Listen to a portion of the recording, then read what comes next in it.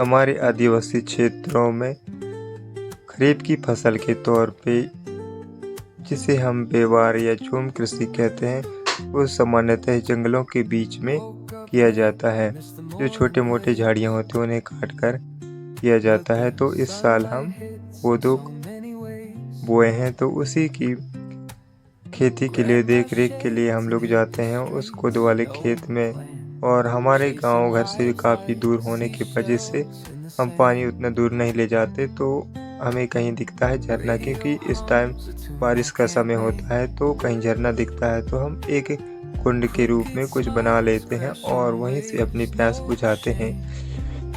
और कुंड का पानी बहुत ही स्वादिष्ट होता है, बिल्कुल ही नेचुरल तरीके से होता है। नेचुरल, अपने तरफ से कोई छेड़खानी नहीं होती है। तो अक्सर हमारे से आदिवासी बहुल्य क्षेत्रों में ऐसा दृश्य देखने को आप पा ही जाएंगे। तो हम लोग कोदो बोए हैं, तो उसी खेत में हम लोग वहाँ की जो खरपतवार हैं उसकी निराई गुड़ाई के लिए जाते हैं। तो इस बीच हमें कई मुश्किलों का सामना करना पड़ता है। तो उस में से जो हमारा प्रमुख मुश्किल है वो प्यास की, क्योंकि दिन भर काम करते करते प्यास लग जाती है। और तो इस वजह से मैं कुंड बना रहा हूँ दोस्तों।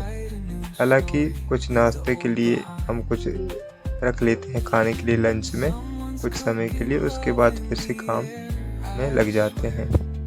कोदो और कुटकी की खेती करने पे हमें बहुत सारी मुश्किलों का सामना करना पड़ता है, क्योंकि ये सामान्यतः जंगलों के आसपास या बीच में किया जाता है।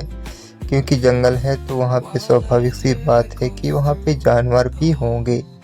ये अधिकतर जानवर बंदर आते हैं जो कि इस फसल को बर्बाद करने में बहुत ज़्यादा माहिर होते हैं। इसकी देखरेख के लिए हमें रात दिन एक करना पड़ता है, तब जाके इस फसल को हम बचा पाते हैं। नहीं तो ये हमारी मेहनत पे पानी फेर सकता है दोस्तों। बहुत ही कठिन काम होता है ये।